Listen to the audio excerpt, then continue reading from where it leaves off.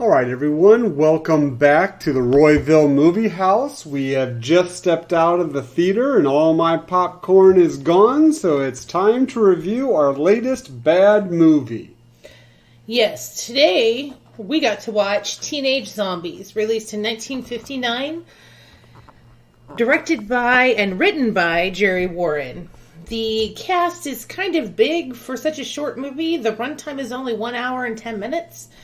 But I'm going to read them off. So, Reg was played by Don Sullivan. Pam was played by Brianne Murphy. Skip was played by Paul Pepper. Julie by Mitzi Albertson. Dottie, Nan Green. Maury by Jay Hawk. Ivan by Chuck Niles. Dr. Mira was Catherine Victor. The two agents were Worf, spelled like the wharf on the sea, not the character from Star Trek, Steve Conte, and Brant, J.L.D. Morrison. And yeah. So IMDb summarizes the plot of this movie pretty succinctly. If I can pull it up, I'm sorry, guys. A crazed female scientist uses nerve gas to turn local teenagers into her unquestioning slaves. So, yeah. Anyway, we'll just start with the plot and we'll cover characters later if we need to do more. I don't think we do. I think we'll probably hit all we need to do in the plot. So, yeah, the characters really weren't all that deep. Not particularly. So, the movie starts with a bunch of teenagers at the local diner talking about going water skiing on a local lake. And one of them has found an island, which evidently is 30 to 40 miles away from where the boats go. Or the boats. 30 to 40 miles. Yeah, so it's a really big lake. Now that I think about it. It's a really big lake. Well, you said it was 300 square miles. The lake is? I thought so. The water or whatever, yeah. Huh. I guess I missed that line. Anyway, so they all discuss they're going to go water skiing, except for Dottie and Maury, who they're going to go horseback riding instead, and then they'll meet up later. So that's the whole first scene. They take a boat, with no skis, by the way. Well, we don't see them, I guess. There's no skis in the boat, and they're not wearing clothing that would be indicative of water sports in any way, shape, or form. Yeah, they just had their regular clothes on that they had earlier in the day. Maybe they had bags in the boat. We don't really know. I guess. They were just going to change in front of each other on the lake. It's fine. Sure. So anyway, they find this island that Reg, I believe, is the one who discovered. They're sitting on the beach talking about how awesome the beach parties would be on this hidden island. And they explore a little further inland and find some structures and a house. Like a house. And they go and knock on the door. And the door's never locked. Like, ever. So they go and knock on the door. Well, they are on a secluded island. And an attractive lady answers the door and offers them Cokes. Kind of Elvira-esque. Yeah. A little bit. I don't know, just her look kind of reminded me of that. Yeah, she did have a vampy sort of look to her. The two boys, Reg and Skip, leave the girls on the beach while they go and investigate the structures. So, Reg and Skip are sitting in Elvira's kitchen drinking Coke, while Ivan... Drinking some Cokes. While Ivan is taking the girls and taking them captive. So, the doctor gets the boys, locks them up, so they're in cages. Ivan, kind of like an Igor-style character, but he doesn't talk. Nah. So yeah, the kids are all locked in cages and told they can't leave. But if they behave, they'll be able to live. And that's it. And then we go back to the mainland where Maury can't find Reg, who's supposed to be meeting him, so they can go to the beach and have a party or something. I can't remember what exactly they were meeting up for. And so Maury goes to the sheriff and reports his friend's missing. The sheriff says, it's okay. We'll look for him. Don't worry about it, kid. And Maury decides, I'm going to look for him too. So he takes Wally's boat. No need to ask Wally. He won't mind. He's the owner of the dock, I'm assuming. Anyway, that's a line from the movie. Yeah. What's a line from the movie? You don't need to ask him. Wally won't mind. And so Dottie and Maury go looking for their missing friends. Find the island 30 to 40 miles away from the dock, by the way. And find the house. And Elvira offers them sandwiches. But they say, no, we need to be getting along. They get back in their boat, and as they're leaving, the two agents come to the island, and they pass each other, staring each other down as they pass each other on the boats. I wanted them to yell, I loved you in Wall Street. But turns out that the two agents that were coming to visit Dr. Mira, are agents from an Eastern power. I'm kind of guessing that this was a Russian. Obviously, they had no accents. They didn't even try for accents. But I'm guessing it was kind of some kind of Russian plot to take over the American landscape. Yeah. Because they wanted to do something with the people. They didn't want to drop bombs because that would destroy the infrastructure. That would destroy the buildings, the land. They wanted to basically destroy the people so they could move in. Yeah, pretty much. So they have a meeting, and her timetable has to be accelerated, and she can't do it. Basically, the whole thing is based on gases. From what the explanation scene said, I think there were 12 of them. Yeah, she kept saying this gas and that gas, and then I'm doing this gas, and the second gas or the third gas. Yeah, it was weird. So the first gas basically paralyzes the victim and wipes their brain. The second gas makes them susceptible to suggestion. And then there's another antidote to the whole thing, to the whole shebang. So there you go. That's the plan. They're going to drop these into the water supply of the United States and turn America into mindless zombies. However, in her experiments... Mindless zombies that will do anything you say. Oh, right. Yeah. In the explanation, she did say that in her test subjects, they mostly die. Not the test subjects, like, as a number, like if you test on 4 people, 3 of them die. The implication was that all 4 of them mostly die. So they aren't quite dead. Just the way the sentence structure was. It was a very odd line. But anyway, so at this point, we're about halfway through the movie. And guess what? It's pretty quick, yeah. But what? There's no zombies. Well, yeah, true. Well, there's no teenage zombies. Well, right, correct. Okay, there was no teenage zombies yet. Okay. So, we go back to the mainland because Maury and Dottie have come back and said, hey, we think that lady lied to us and that our friends are actually there.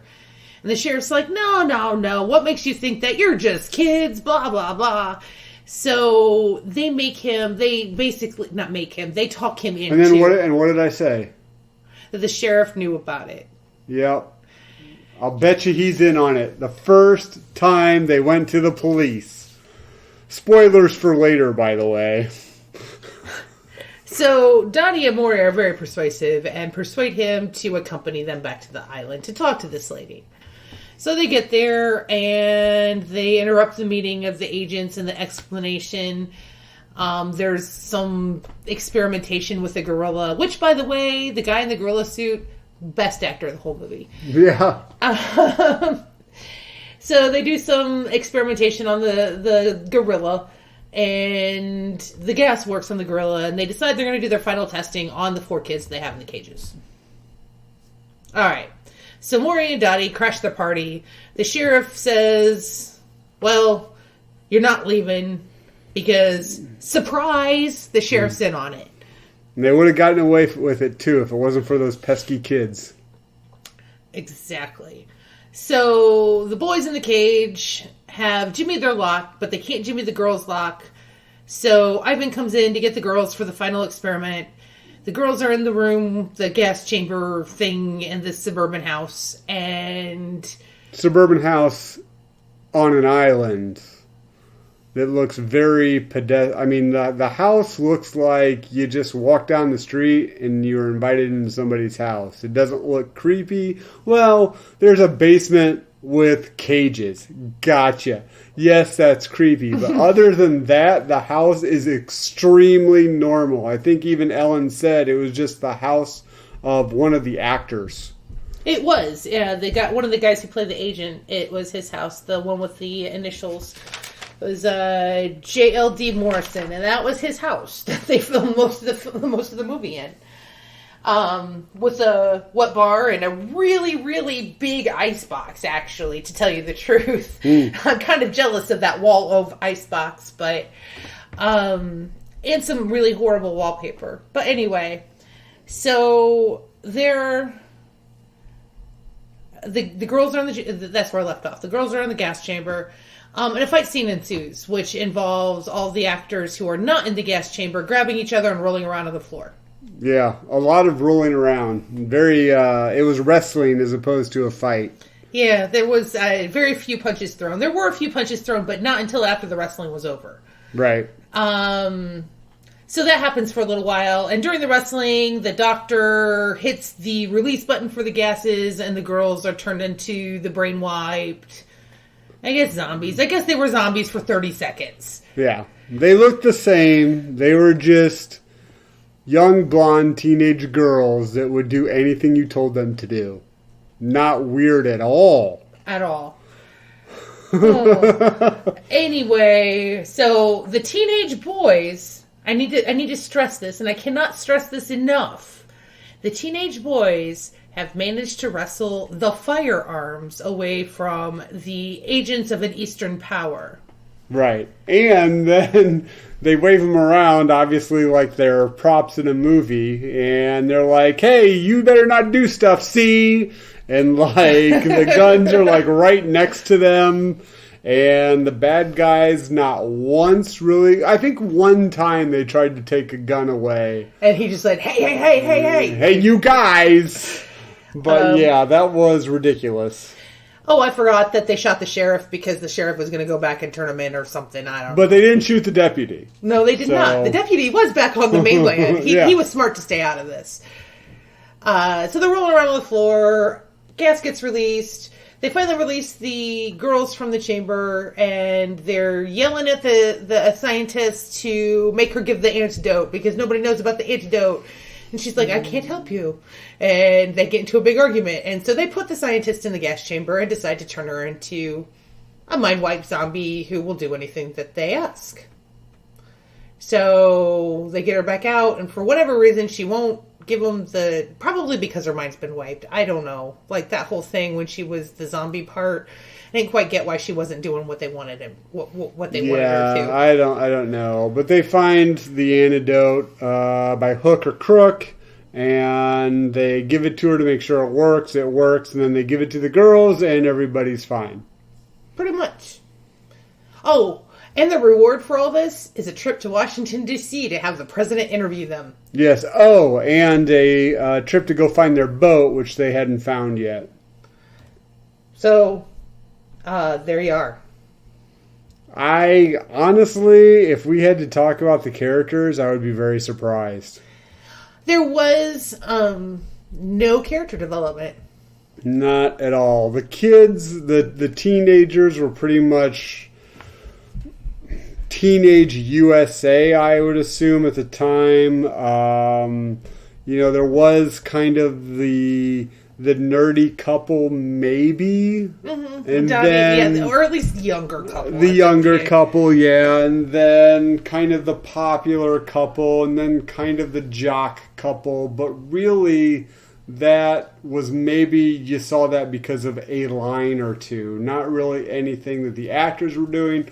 probably directed to do. Nothing like that. So, instead of going into the characters, I will say the movie was terrible. And I thought the actual film was terrible, not just the movie. The actual, like, watching, because there were lines in it, and to me, it made it look like, well, it is from the 50s. Maybe their copy was bad, because it was released we watched a 2018 copy. 2018 re-release, and so I figured maybe the film had just degraded or whatever.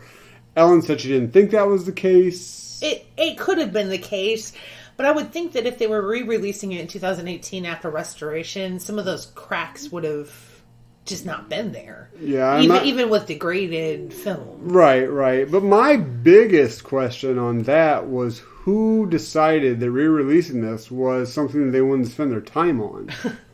Well, I don't know. Maybe it was a class project. It was a film that only had a runtime of an hour and 10 minutes. That's true. Maybe there was just some college guy that was like, hey, we got this old tape. Let's put it to digital and get a grade for it. I mean, I don't know. It could have just been that maybe somebody who actually worked on the film had a good time working on the film and wanted to re-release it. I don't know. In their I don't know. 80s? Fair enough. That's actually very true. My bad. So, my God, this movie was just awful. But it was just kind of boring. I mean, everybody was bland. The action scenes really weren't that dynamic. There was a lot of rolling around on the ground. They obviously didn't hire a choreographer for this.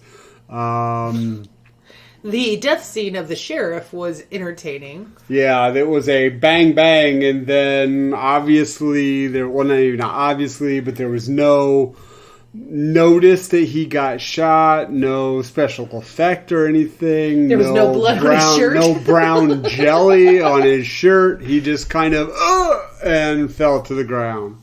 I will say that the island's name was Mullet Island. That's true. That was amusing. And there was one, and I know this, Steve's going to roll his eyes at this, but there was one shot of Ivan coming down the stairs that was actually genuinely creepy. They did a good job with that shot. I mean, back in the day, in the 50s, it was a well done shot. I won't disagree with that. But it was odd being in this movie, however, but so I did look up a little bit of trivia about this movie before we watched it. Like we said before, the house was owned by J.L.D. Morrison, who was an actor in the film. The island and boat scenes were filmed at the Salton Sea, which is an inland saltwater lake in California. And I think they did it under the radar, so they didn't have to pay location fees. No, well, that is very specifically. I can see that in this film. I can see them trying to do a lot. I mean, they borrowed this guy's boat and didn't even ask him. Probably wasn't even there. It's like, kids, just grab one of these boats. Don't worry. It'll be fine. Yeah, Wally won't mind. But the Salton Sea actually is sort of a ecological disaster now. So it's been in the headlines a little bit within the past 5 years. It's a salt sea, and the level's going down, so the saline level of the lake is getting higher, so you shouldn't swim in it and things like that. So that was something that just kind of stood out as interesting to me because I'd actually heard of it. And then the title score and most of the score of the movie was taken from a piece called Kronos by Bert Schefter and Paul Sawtell. And it was uncredited. Which is interesting as well. Once again, uncredited. Probably doing this movie on the cheap. But, for example, the teenagers are looking for their boat. And they're basically just walking this island and kind of looking at bushes and rocks because, they probably buried the boat underneath this pebble or two. But anyway, and there's this epic music going on. And I'm like, I don't think this music really fits what's going on in the show. Like, not at all. It was good music too. I mean, it wasn't for movie scoring music. I mean, it's not necessarily something you put on your stereo and just. I mean, think about basically Flash Gordon serial music to this movie. That's kind of what it reminded me of. It did not fit. Did not fit at all. The other bit of trivia is that Jerry Warren, the writer and director of this movie, was married to, they might both be passed away, Brianne Murphy, who played Pam in the movie. She was one of the blondes. Oh. And this movie was written on their honeymoon. Well then. And was this movie, this was released in the theater? It had as the release date of April 1960. So I guess you would have to almost release that into the theater. But I don't know exactly how things... I mean, there's limited release movies now, so maybe it was released to a movie theater. I mean, I don't know. Okay, well, because I find it hard to believe that somebody picked this up in a wide release. Oh, so. Agreed. I mean, even in comparison with some of the bad movies that I watch. Right. This movie came off as a high school class project. Yeah, I mean, because especially a lot of the scenes, a lot of the scenes were in the house, or a lot of the scenes were on a coast. I mean, especially if they're doing it on the cheap, or kind of doing it guerrilla style, where they're not telling anybody, and they're just kind of, I mean, you probably could have made this for... the cost of tape. The cost of tape, yeah. I mean, and so it really... does make me, think that this is a low budget. Somebody had an idea for a movie. Hey, let's do a movie. Let's get basically some of our friends together and put this thing out. Maybe we'll make some money on it. Maybe we'll make some art. Spoiler alert, they didn't make any art, but maybe they made some money on it if it was so cheap to produce. Oh, yeah. All right, so here we come to the questions I always ask. On a scale of 1 to 10, how much do you hate me? It was a short movie. It did kind of make me want to fall asleep a few times. Not a lot going on. But I'll say a 6 because it was a short movie. All right, fair enough. So 6 is not right, or 6 is... 6 is actually more than half. You hate me more than half. Okay, so 4. We'll say a 4 then. All right. And number 2. Does this deserve to be on our list? It deserves to be honestly forgotten. I hate to say that when somebody creates something, but I don't think it's one of the worst movies. I don't think it deserves to be one of the worst movies of all time. Especially in the top 50. Or remembered as. Or even remembered as. It's just one of those movies that maybe somebody made, and then you just forget about it as time goes on. I mean, like I said, it came across as kind of a class project almost, or a bunch of friends, like, filming a movie over a weekend. Right. And that once that group of friends is kind of... I mean, I guess... Yes, in the fact that it probably hits a lot of those worst movie tropes. But I guess I'm kind of having, as we do this, an odd way of figuring out what really constitutes a worst movie. Because to me, this movie is bad, yes. Worst movie? No, it's just forgettable. You don't even need to watch this movie.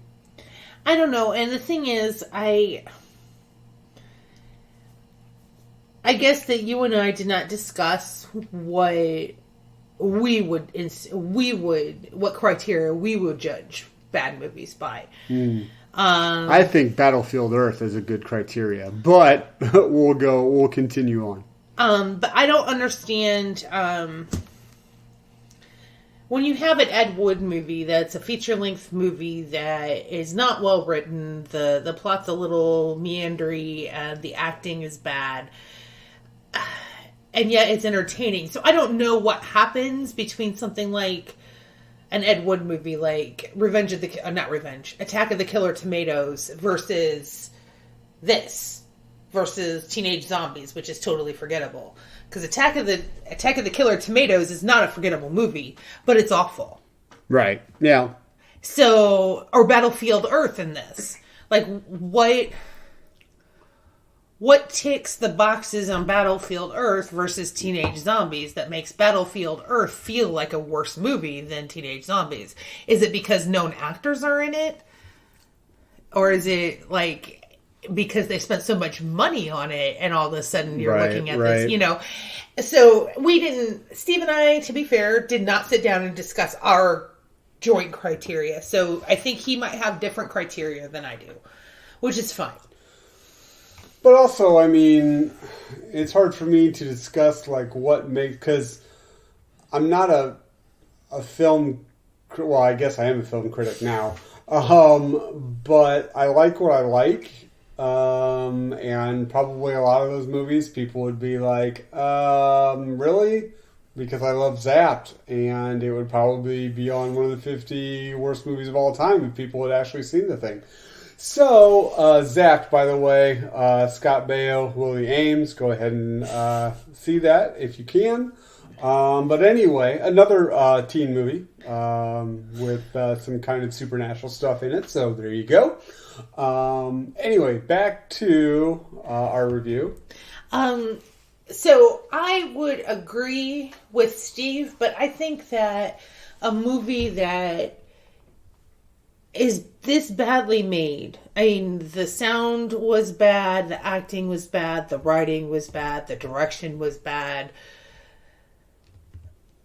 It was bad. It probably deserves to be on this list, but maybe not in the top, maybe not as high up on the list as it is.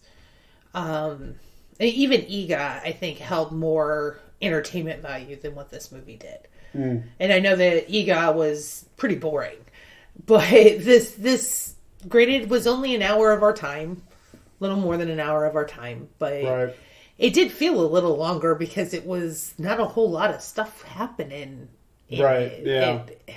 Once again, kind of leaning on this is somebody's just pet project, as opposed to a movie that was made to be released, so to speak. Yeah, that's very true. But so I feel like it deserves to be on the list, but maybe not as high up as they have it. Yeah, maybe in the 80s or 90s. Yeah. So that's where we're at. All right, everyone. That was our review of the movie Riverdale. All right. So coming soon to the Royville movie house, we have 2001 A Space Odyssey, which is number 15 on American Film Institute's Top 100. It was released in 1968. And for the following week, which is our next bad movie, it's a movie called Spider Baby, or The Maddest Story Ever Told, from 1967, which actually, funny enough, is also number 15 on its list. Interesting. All right, so it looks like they're lighting the lamps on the streets of Royville, so we are done here. I hope you enjoyed our review of Riverdale, and if you wish to see it, go ahead and comment on it, subscribe for more reviews, more discussions of the top 50 best and worst movies of all time. Hit notification, and until next time, have a great night, everyone. Bye-bye.